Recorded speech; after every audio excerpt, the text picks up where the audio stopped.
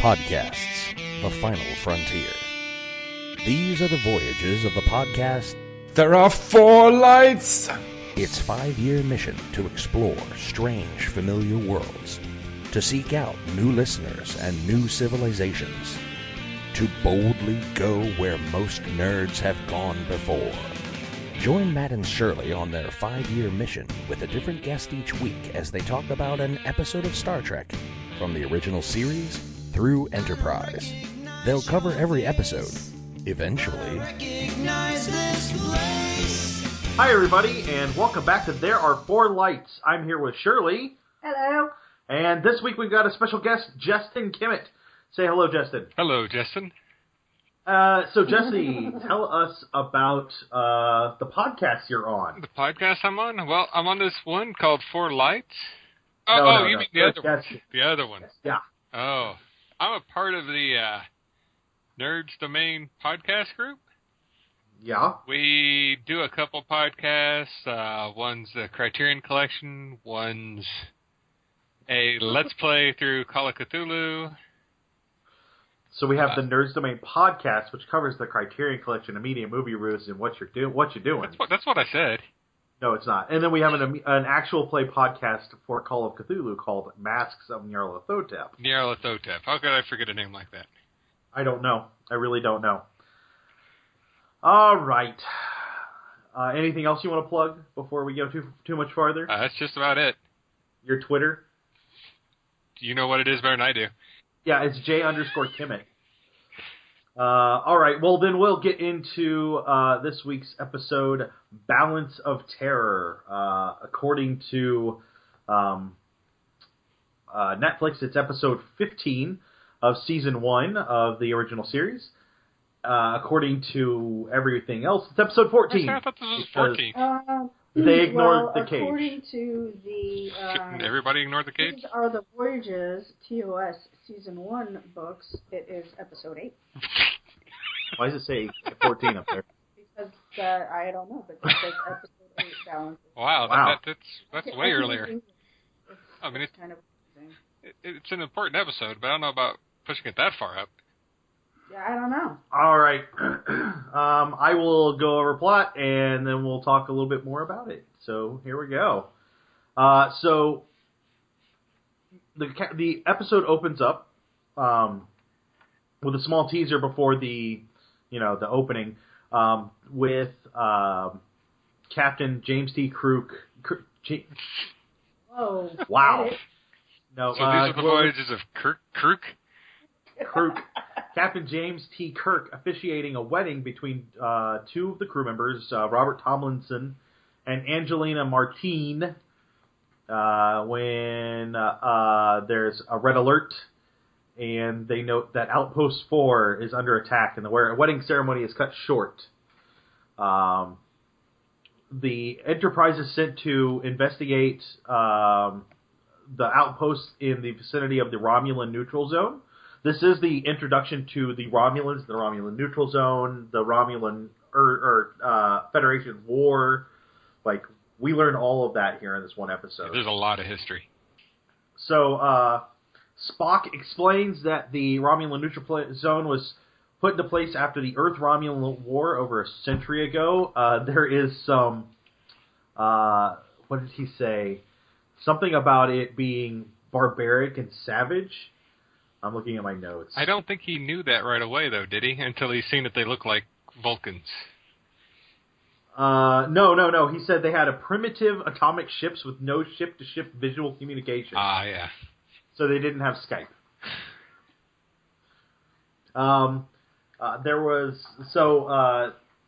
He begins explaining a little bit about it, and that they don't know what the other race looks like. So them seeing the Romulans at a later point is a surprise to him as well. So Kirk has been given orders that he is to go to the neutral zone, and act to defend himself, but he can't take any aggressive actions whatsoever. And if the ship is if the Enterprise is destroyed because of it, then that's a sacrifice Earth is willing to make. Lieutenant Styles, who we've seen on the bridge a couple of times, is all for attacking the Romulan ship, but no one knows. He says no one knows what a Romulan ship even looks like. They get closer, and Outposts 2 and 3 are found to be destroyed, and the Enterprise briefly contacts Outpost 4, and the sole survivor of the outpost, Commander Hansen, describes this powerful energy blast from the ship that they couldn't track, that took out Outposts 2, 3, and 8. And then the Romulan ship takes another pass at them, and the viewing screen goes blank. So Spock tries to track the ship, but this is where we're also introduced to the Romulan cloaking device. And so the Romulan ship is kind of moving around at a leisurely manner, and Kirk theorizes that the ship may not be aware of the Enterprise. Spock also reports that the ship is heading back towards the Romulan neutral zone, towards home. Despite the objections from Styles, who is very aggressive and he really wants a fight, Kirk orders a parallel course instead of an intercept course, and hoping that he can use that to make it look like an Echo instead of another ship. He knows that under no orders he tells them that under no orders are they to enter the Romulan neutral zone, unless Kirk directly orders it. And then Styles is really on top of blaming everything on everybody, but he shocks everyone by declaring that there could be Romulan spies on the Enterprise. And then Uhura picks up a communication signal. Spock is able to tie into the Romulan ship through the communication signal, and the Enterprise get a first look at the Romulans. And then Styles notices out loud the Romulan physical resemblance to Spock. And man, is Styles super racist. Heavy racist. What? Yeah. Oh, yeah. For good reason. Oh. No. He does explain that his family was involved in the last war way back. 100 years ago, Yeah. but that's their war, not his. He's, whatever. Attempts to interpret the Romulan signal are then hampered by Styles, who says that Spock should have no trouble with them. Kirk tells him that he hopes Styles refers to Spock's skill at decryption and orders him to, quote, leave any bigotry in your quarters. There's no room for it on the bridge, unquote. Meanwhile, on the bridge of the Romulan ship, the Romulan commander has noticed the Enterprise following them on board the Romulan ship. The commander confers with someone known as the Centurion, much like Kirk has been conferring with his other officers. A Romulan officer named Decius reports to the commander as ordered, and the commander rebukes Decius for his carelessness in dispatching a coded subspace message and violating the orders of radio silence. The commander reduces Decius 2 steps in rank and dismisses him. And then the Centurion warns the commander that Decius has powerful friends who could be dangerous, and he should be careful. Which really kind of gives us our first look into the Romulan political scape and kind of how the planet and the society works a little bit. And then the Romulan captain quietly expresses distaste for the mission, much like Kirk and Spock are unhappy with their end. And the Romulan captain believes it's only a political motivated attack, but they are Romulan officers and they will complete their mission. Meanwhile, back on the Enterprise, Kirk holds a conference with Scotty and Spock to show them the outpost protective shields, and they crumbling some metal. Scotty reports that the Romulan ship has no warp drive, and Styles declares that the Enterprise has to attack, because that's what he's done the whole time. Since the Romulan ship is on the Federation side of the Romulan zone, there would be no doubt that the Romulans broke the treaty. Styles is all about the fighting. Spock finally agrees with Styles that if the Romulans are an offshoot of the Vulcan people who have not learned to choose logic over emotion, they are more dangerous than Kirk realizes, and that attacking them is the logical choice. Dun, dun, dun. And after a moment, Kirk gives the order to attack. So the Romulans, they follow the Romulans into a comet's tail, and Kirk orders the Enterprise to jump forward and intercept the Romulans on the other side. And the Romulan commander kind of guesses that's what's going to happen, so he doubles back to intercept the Enterprise, and there's some phaser fire, and the Centurion pushes the commander out of the way of falling debris, but is injured himself. Meanwhile, the phaser circuits on the Enterprise burn out as the Romulans fire its primary weapon. Kirk orders full astern as the Enterprise backs up, and they find that the weapon has a limited range that causes it to partially dissipate, resulting in a reduced impact. So, determined to bring the Romulan ship, or prevent the Romulan ship from re-entering the neutral zone, Kirk orders another barrage of phaser fire, but unable to stop the Romulan ship and aware of the consequences, he orders the Enterprise into the neutral zone.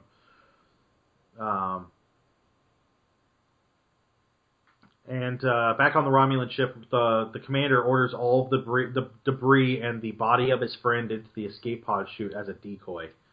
The Enterprise picks up the debris on the sensors, but in doing so loses track of the Romulan ship. So, final act of the episode. Spock, while making repairs, accidentally activates a panel, and the Romulan ship detects the Enterprise and moves in to attack. Kirk anticipates this and manages to fire on the Romulan ship. Furious, the Romulan commander orders more debris into the disposal tubes, including a nuclear warhead. Spock picks up the metal-cased object on the sensors, and the Enterprise fires on it. The massive explosion causes damage to the Enterprise, but despite now having the upper hand, the Romulan commander decides to head for home. Scotty reports that while the phasers are operational, only Tomlinson, the groom from the wedding, is manning the station.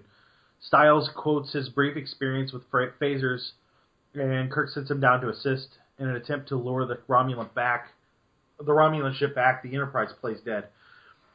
Despite all his reservations and the crippled state of his ship, the Romulan commander is reminded by Decius that it is the commander's duty to crush the enemy, and the commander then reluctantly gives the order to attack. Meanwhile, Spock kind of goes down to check on the phaser crew, and Styles is all jerky about it and says he has it in hand without the help of a Vulcan. After Spock leaves, though, a phaser coolant leak erupts. The Romulan ship moves in to attack, and Kirk gives the order to fire, but both Tomlinson and Styles have been overcome by the coolant fumes and passed out. Realizing the danger, Spock runs back in and manages to fire the phaser and severely damages the Romulan ship. Visual contact is somehow established as Kirk watches a severely wounded Romulan commander staggering back to his feet. The Romulan turns and looks at Kirk's face, and despite Kirk's offer to beam aboard any survivors, the Romulan commander informs him that is not the Romulan way. He then says with admiration, quote, "I regret that we meet in this way. You and I are one of a kind. In a different reality, I could have called you friend." And then he sets the Romulan self-destruct, and blows up the ship. To end the episode, Kirk goes to sickbay and discovers that not only did Spock fire the phasers, he also rescued Styles. Styles is humbled and amazed that Spock saved him after everything he said. Unfortunately, Spock was unable to rescue Robert Tomlinson. Kirk is forced to console his grief-stricken fiancée, Angela Martine, while she stands alone in the chapel. And the episode kind of closes out there. Dun, dun, dun.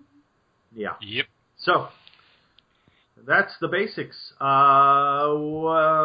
Any thoughts, guys? Yeah, Anything? I was surprised at how quickly Spock just kind of went full on board with kill them all. Oh, yeah? I mean, I think he realized from the history of his home planet and seeing the commander of the ship and the resemblance what destruction would be wrought because of his race's history. Yeah, but for a logical person, he jumps to a lot of assumptions. Yeah, he does. He makes the right assumptions. That they're an offshoot of the Vulcans, and that they're highly aggressive and need to be destroyed. But there's differences. There's hold on. it's not an assumption. They just blew up 3 space stations with a ton of people on them. But he was perfectly fine with that until he found out what they look like. Then he knew the capability of their oh gosh, words escape me. Aggressiveness. Ferocity. But yeah. And tyrannical, something else, whatever. I had one more thing I thought about. At the very end, you get the really touching scene where they come up and say, "Who all died?" They said, "Just one." And you instantly know who the one is. Yeah, yeah. But if you go earlier, the Vulcans set off basically a nuke towards them, and they shoot it. It blows up near them. Like, a bunch of people died from the radiation burns, didn't they? No, they were just burns. Okay. They didn't die. I thought they said, "How did we lose anybody?" And they said, "Yeah, we lost some in the radiation," but I wasn't sure. They said, "Did we have any casualties?" And even they're counted as casualties. You're right. That makes sense. I just assumed that they died. No, just good old Tomlinson. Yeah. Surprisingly, I thought Tomlinson and Styles had been in other episodes. They were only in this one. I thought Styles was, but yeah. Yeah. No, he was only in Balance of Terror, and Tomlinson was only in Balance of Terror. Actually, Tomlinson, I don't know if he passed away right after. Whoa, that's weird. No. Oh, no, he's still alive. But he quit acting in 71. Like, that was it. Yeah. So, like, he didn't do much. He did one other thing after this TV series. Yeah. But Mark Leonard was the Romulan commander, and he actually played Sarek in another episode in Journey to Babel, and then he voiced him in Yesteryear of the animated series, and he was on Hawaii Five-0 and the Planet of the Apes TV series, and I thought he played Sarek all the way down through the current. It looks like he played him in Next Generation, Undiscovered Country, Voyage Home, Search for Spock, and the motion picture. Oh, he was a Klingon captain in the motion picture. Oh, really? I didn't know that. Yeah. Because, when he said, "In another universe, I'd call you friend," the first thing I thought was, no, you'll call him son. But he has been in a lot of stuff. Yeah. Over the years. And it felt like, as I was watching it, that it was a shame they killed the character. Because it would have made a good returning villain. Yeah, so did I. And the guy that played Decius also was in Amok Time as Ston. I don't know. We haven't gotten there yet. But he was also in quite a few things throughout the time. He was the Uberman in Escape from Witch Mountain in 1975. He's also he's in the Star Trek of Gods and Men fan video from 2007 as Ston as well. That's cool. Now, I have listened to some of the other podcasts on this recording. And you guys keep talking about a lady who keeps showing up and doesn't do a lot. Is she the one who just kind of walked up at times? Yeoman Rand? Yeah. Yeoman Rand? That was just creepy. She doesn't... She's a yeoman, so she needs to, cater to... But she just kind of walks through, why? She's his personal attendant. Yeah. Essentially, she's like his executive assistant. Okay. Yeah. But this is one of the last episodes she's in, because there's not... She left the show shortly after this. Yeah. Those are the big main stars. There were other people, but that was the really big ones. So any other than obviously the Romulans were the only race other than what we've been seeing. Right. This was the first time we saw Romulans, and I don't know if there was a lot of the background that we get later, especially in Next Generation. Right. So what I found out from the TOS book was this was actually a political commentary piece from Roddenberry. He was trying to build something that was an equivalent to John Swift for our time, for this time period, to comment on what was going on in Vietnam at the time. Okay. made the actions of the Romulans mimic the Viet Cong. Oh, okay.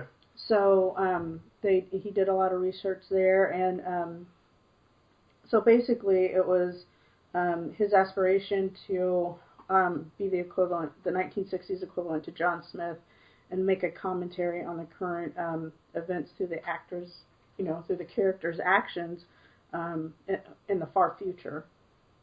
Yeah.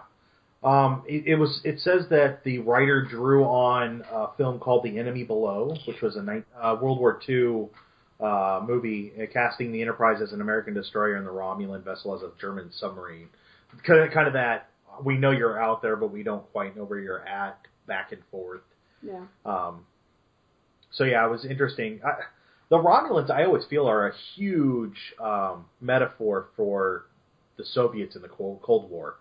Like, we had this war long ago, and we just drew this line, and we don't go across it. And right. We know that they're dangerous, but we don't. Well, in this one, they're the Viet Cong. Well, yeah, but that's the whole don't cross the line sort of a thing. Also, it's still the Cold War. Yeah.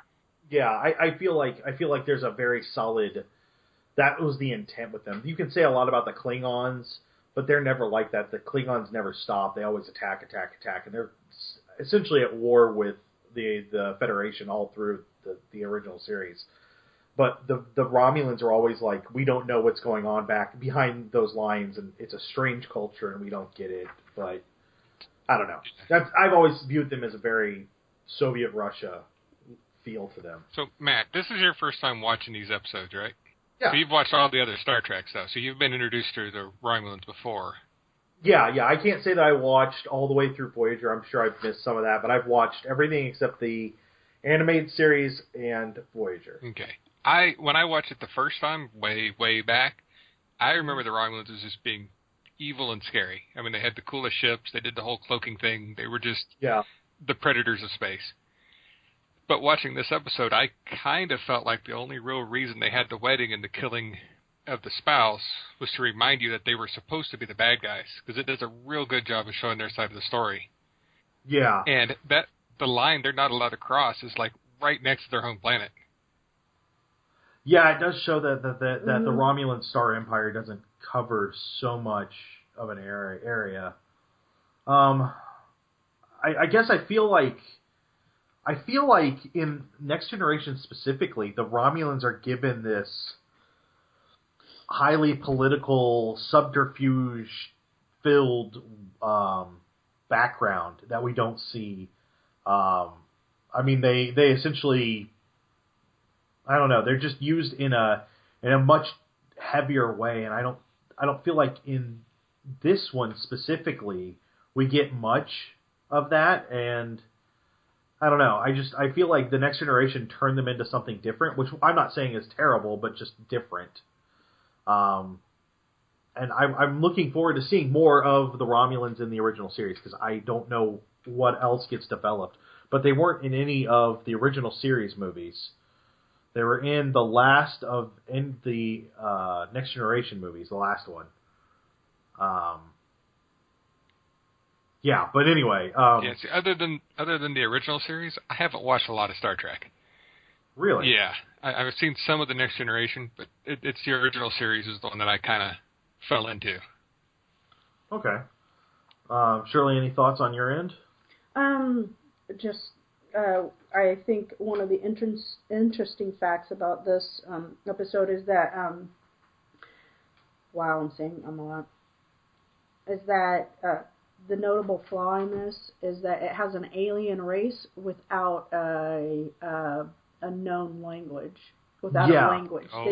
They didn't have the money and time to create a language for the Romulans, and NBC wouldn't put up closed captions or subtitles for it. Yeah, that's interesting. Huh. So, yeah, I guess that's a good point. And they wouldn't. It's not like they could excuse it later for we've met the Klingons before, so we know their language. They never met these guys. They don't know their language. It wouldn't be in the universal translator. That's interesting. I hadn't thought about that. I mean, I can at least see when you're on their ship. I think we don't think about it, because I didn't think about it until I actually read it. Yeah. And I was like, oh, hey, yeah. But I think we're so used to, with Next Generation and of the series thereafter that we're just used to, oh, it's the universal translator. Yeah. And we know that that's going on. Yeah. It wouldn't have been for this series, even though it's after the Enterprise series, they still, they don't have the universal translator. Well, and the Enterprise series handled some things poorly. I'll admit it. It's my favorite series by far. But they handled the universal translator as it will learn as it goes. It's a very intuitive program in Enterprise. Right. But they still had a language officer. That's actually Uhura's main job as communications. Right. That's why she has the earpieces, so she can hear the language thoroughly and begin translating it herself. Right. That's one of the better things that Enterprise did do, is that the communications officer on there was a genius at languages. That's why she was on the ship. They needed her because they were going to meet all these races they'd never met before. They never met the Andorians. They'd never met the Tellarites. They'd never met anybody. And she had to, they didn't know the Klingon language. She had to force herself to learn it. Right. And speak back. And you didn't get that here, but Enterprise is what? 4 decades after this was made? 2007, yeah, give or take. Almost 4 decades. So they had 40 years to really figure out that this is a thing they needed to do. Right. I wish they would have had a different language, but I can see where that would have been tough. And the thing is, it's not that they didn't want to make one. It's that they just didn't have the budget or the time. Well, yeah, it's a time issue on that. Yeah. I mean, and NBC wasn't likely to subtitle at that time. Well, most shows during those days wouldn't. It would seem it wouldn't be entertainment then, I would think. Right. Would be the mindset. Right. And like you said, I think the next point is, like you said earlier, this is the first episode to actually address, the social issue of bigotry. Oh, well. So. I feel like the whole series subtly confronts racial bigotry by having Uhura as a member of the crew, as a member of the bridge crew. Like it's a subtle but very blatant thing that she is African American in the 60s, and she's one of the top 5 people on the ship. So yeah, I get what you're saying, but this was more of a through story. They did something with bigotry, whereas she's just, because of the setting, they're dealing with bigotry. I get what you're saying. Sorry, I talked a lot there. But yeah, I get what you're saying with that. I think that, I don't know. I enjoyed it. I think it's great with what it did with the Romulans. I just think that they were unsure, and I'm seeing a lot of that. They're unsure with exactly what they want to do with the future. I don't think Roddenberry ever expected to go beyond the original series. I didn't think he expected to have further series. I'm not even sure he expected more seasons. That's true. That's true. So the Romulans only show up 3 times in the original series. They show up 3 times in the animated series. They're in Star Trek 5 and 6. They're in The Next Generation 21 times. I forgot. They're in Romulan, or they're in Star Trek Generations. There's Romulan corpses and Nemesis. 16 times in DS9 and 6 times in Voyager. So I mean, there's several, but the majority of what I know about Romulans comes from Next Generation, and it should, because that's where they were at. Yeah, they seem to be a lot more episodes there than. Well, and they were in Enterprise 5 times, but we won't count that. It doesn't count. It just doesn't count because they weren't really introduced. They were kind of introduced, and then the show wrapped before they could finalize that story. Oh. So yeah, it was a rough one. So let's talk about things that stuck out. Do you guys have anything else that kind of stuck out specifically? I'm kind of interested in, there's a John Warburton who is one of the Romulans And I'm kind of interested. Is he related to Patrick Warburton? Yeah. No, Patrick. He was John Warburton played the Centurion. Yep. I'm looking. Doesn't have any notes that he is. He's British. Oh. So probably not. That's interesting, though. Yeah. So there was some weird space camera. Oh, there was a weird space camera during the marriage. I don't remember quite what. Like somebody had a weird space camera, or these are my notes about weird things. Oh, the thing is, when they were, are you talking about what he was messing with on the wall? Yeah. Yeah. When they were setting that up, and somebody was messing with the tree, I was like, oh, it's Christmas, and she's lighting candles, and like I thought it was like a celebration of Christmas, and I'm like, what is going on? Enterprise absolutely ruined this episode for me because they have ship-to-ship communication in Enterprise, visual ship-to-ship communication. The whole crux of this episode is that 100 years ago, which is when Enterprise happens, they had nothing. Right. So.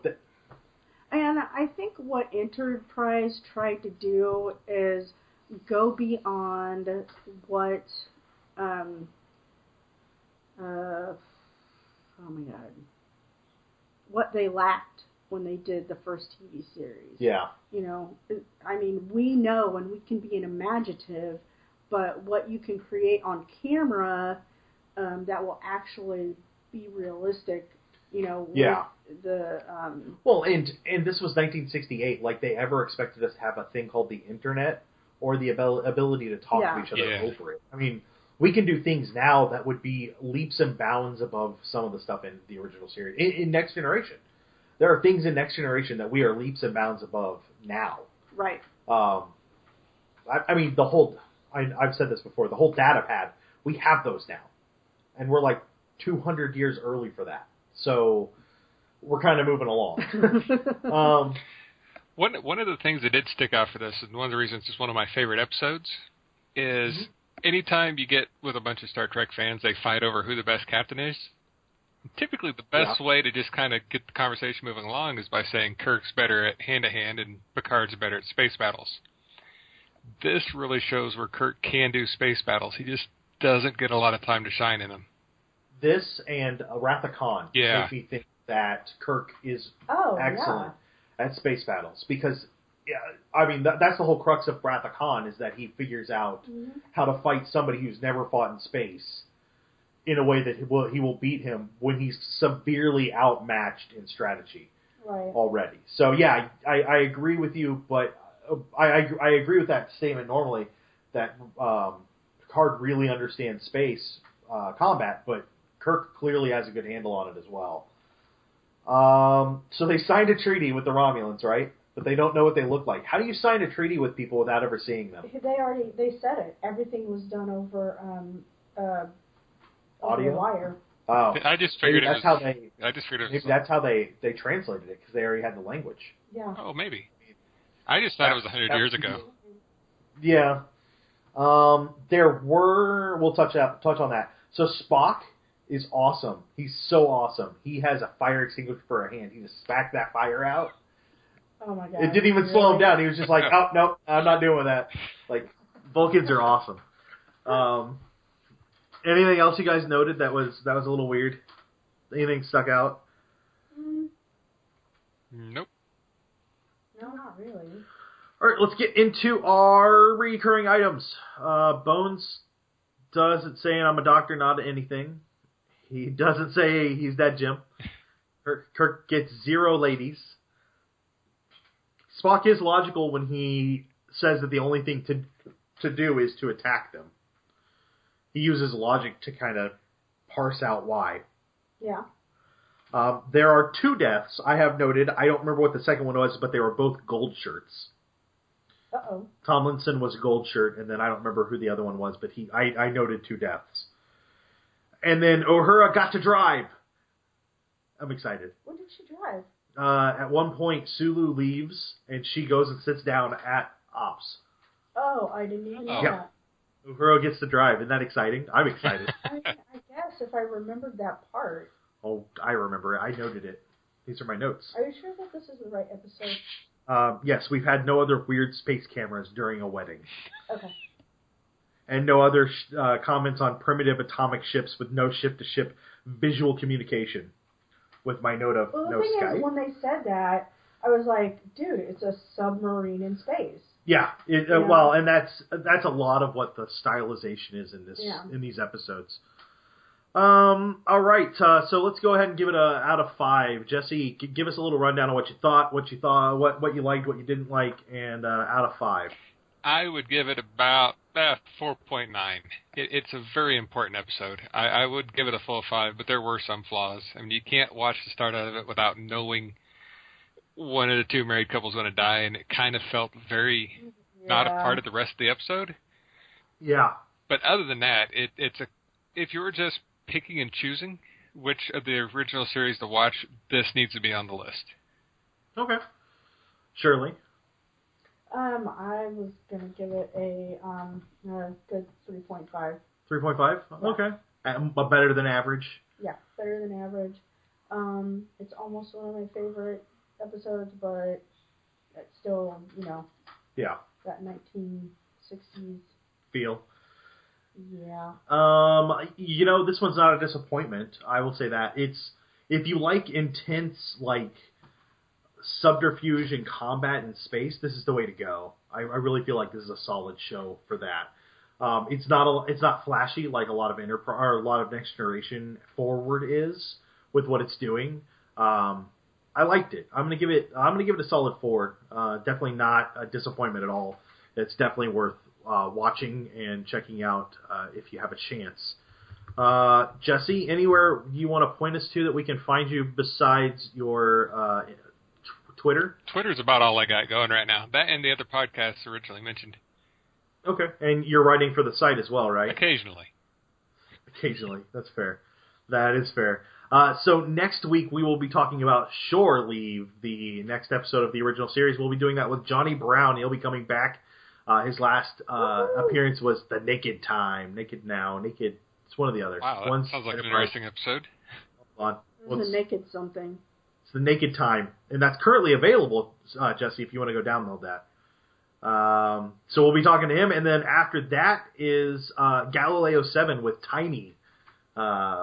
I'm looking forward to that one, too, because we'll get... from Obsessive Viewer. Obsessive Viewer guys. I was like, one of the Obsessive Viewer guys on he here. was in the truck club, but I don't think No. We are just at halfway through the series, or the season, and then we'll be heading into the Next Generation after that. I'm excited. Although the first season's a little rough, and the second season's pretty bad with a terrible doctor. Talking to you.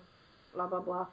Anyway, so you can find us all the great places that our exit will tell you about, and we will talk to you sometime soon. And that'll do us tonight for There Are 4 Lights. Remember, you can email us at thereare4lightspodcast@gmail.com or find us on Facebook at facebook.com/nerdsdomain, on Twitter at nerdsdomain, or over at our site, nerdsdom.com. Be sure to sign up for the newsletter while you're there. You can head over to iTunes and give us a 5-star rating. A big thanks to 5 Year Mission for their music. You can find them at 5yearmission.net. Don't forget you can support us at patreon.com/nerdsdomain. And check out our shirts at /loot.